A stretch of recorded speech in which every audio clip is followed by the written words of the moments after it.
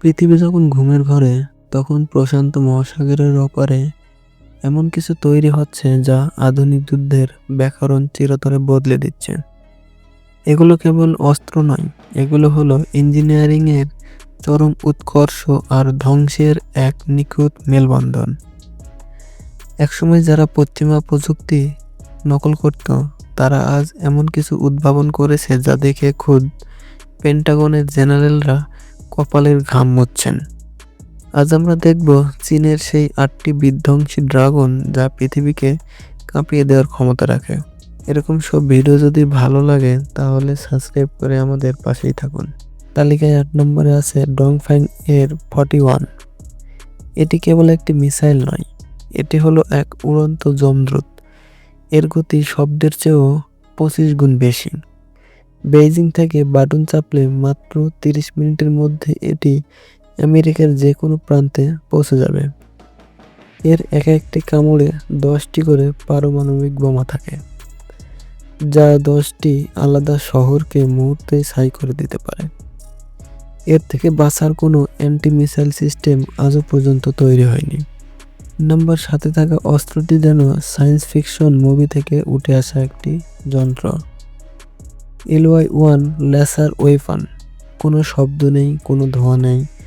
এটি 4 কিলোমিটার দূরের ড্রোনকে মাত্র 2 সেকেন্ডে গলিয়ে তরল করে দেয়, আর খরচ 1 কাপ কফির চেয়েও কম, মাত্র $1। যুদ্ধের আকাশে এখন আর বুলেট নয়, রাজত্ব করবে আলোর গতি। 4র্থ এবং 5ম স্থানে আছে চীনের খোদে কিন্তু প্রাণঘাতী সেনাবাহিনী CIS-901 সুসাইড ড্রোন এবং শার্প ক্লো রোবট ট্যাঙ্ক। কল্পনা করুন, একজন সৈনিক তার ব্যাগ থেকে 6টি ছোট ড্রোন আকাশে উড়িয়ে দিল, যারা মৌমাছির মতো খুঁজে খুঁজে শত্রুকে ধ্বংস করবে। অন্যদিকে 1.5 ফুটের শার্প ক্লো রোবটটি সিঁড়ি বেয়ে আপনার ঘরের ভিতর ঢুকে মেশিন গান চালাতে সক্ষম। মানুষ ছাড়াই এখন যুদ্ধ হবে, আর রক্ত ঝরবে শুধু এক পক্ষের। সবশেষে নাম্বার 1-এ আছে যা দেখে যে কেউ চমকে যাবে। এটি হলো QTS-11 স্মার্ট রাইফেল। এটি কেবল গুলি চালায় না, এটি চিন্তা করতেও পারে। যদি শত্রু কোনো দেওয়ালের আড়ালে লুকিয়ে থাকে, তবে এই রাইফেলের কম্পিউটার সেই দেওয়ালের দূরত্ব মেপে নেবে। এর বিশেষ গ্রেনেড দেওয়াল পার হয়ে ঠিক শত্রুর মাথার উপর গিয়ে বিস্ফোরিত হবে। কোনো আড়ালই এখন আর নিরাপদ নয়।